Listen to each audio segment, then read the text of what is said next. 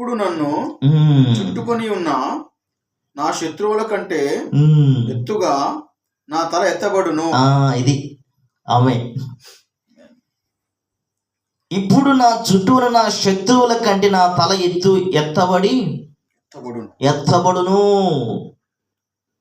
అంటే ఏ శత్రువు నిన్ను హృదయంలో అంతరంగాన్ని బాధిస్తున్నాడో, దేహాన్ని బాధిస్తున్నాడో, మానసిక ఒత్తిడికి నీకు అంతరంగం గురయ్యి తల ఎత్తుకుని స్థితిలో ఉండిపోతున్నావు, ఒక మాట చెప్పినా, నీ ఆలయం కనుక దేవునితో మార్చబడితే శత్రువులు నీ ముందు తలకిందులు కాబోతున్నారు. ఆమేన్, హల్లెలూయా.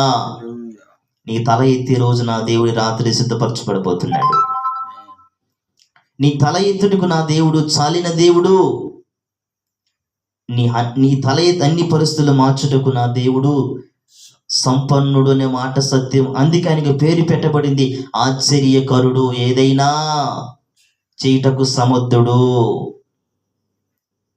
ఏ రంగంలో చిక్కుకుపోయి ఉన్నా, ఏ పరిస్థితిలో చిక్కుకొని పోయున్నా, ఏ స్థితిని బట్టి నలిగిపోతున్నా, ప్రభు అంటున్నాడు, నీ ఆలయం నాకు సంపూర్ణంగా చోటివ్వు.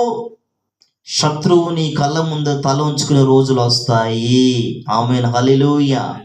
నీ తల నా దేవుడు పైకెత్తబోతున్నాడు. నీ ముందది నిలవలేదిగా. నీ కొరకు దేవుడు మార్గము సరళము చేస్తాడు తప్పకుండా ఆయన. హల్లెలూయా.